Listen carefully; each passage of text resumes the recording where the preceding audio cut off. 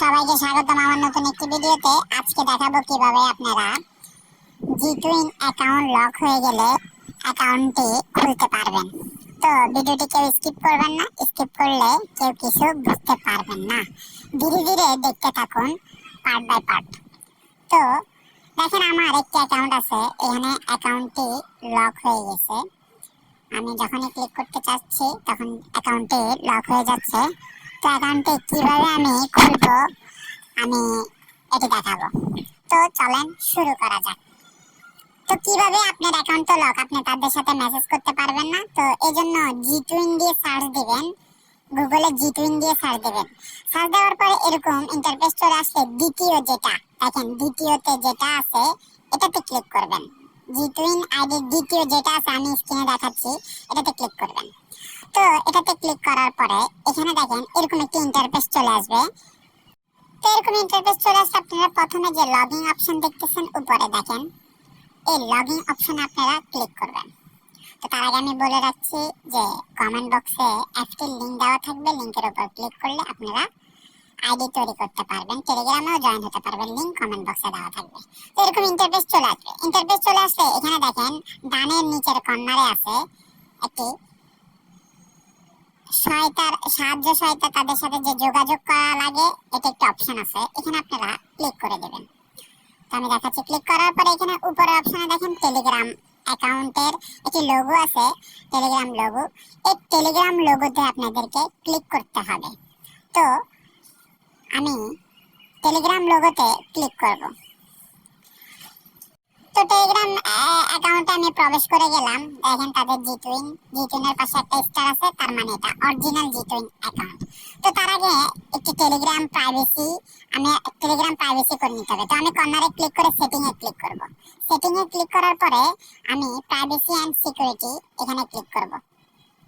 Privacy and সিকিউরিটিতে click করব। Click করার পরে এখানে দেখেন, এখানে অনলি মি অনেক কিছু থাকবে, কিন্তু আমরা সবগুলো এভরিওয়ান করে দিতে হবে। এভরিওয়ান না করে দিলে তারা বুঝতে পারবেন না।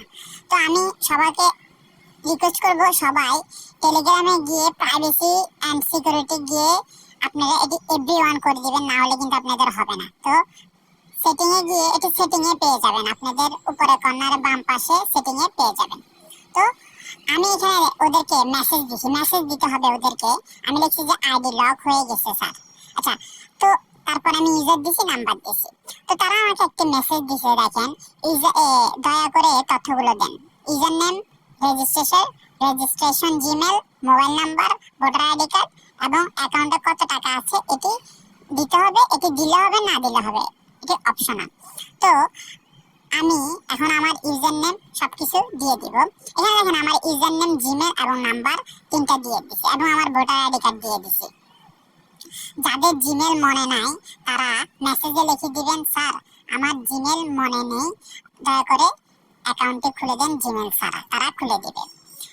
তো এখানে তারা আবার আমার অ্যাকাউন্টে খুলে দিছে। দেখেন এখানে অ্যাকাউন্ট অলরেডি খুলে দিছে। অ্যাকাউন্ট খুলে দেওয়ার পরে মানে এটা আমি খোলার পরে আমি ভিডিওটি করতেছি। এখানে কি কি লিখছে দেখেন, আপনারা পড়ে নেবেন। অ্যাকাউন্টে খোলা যাওয়ার পরে আপনার পাসওয়ার্ড যদি ভুলে যান আপনার কি কি করতে হবে এখানে লেখা আছে। তো এখানে যেহেতু লেখা আছে তারপর আমি এটি প্র্যাকটিক্যালি করে দেখাবো। প্র্যাকটিক্যালি অর্থাৎ আমি আপনাদের সামনে এখন ভিডিওর মাধ্যমে করে দেখাবো।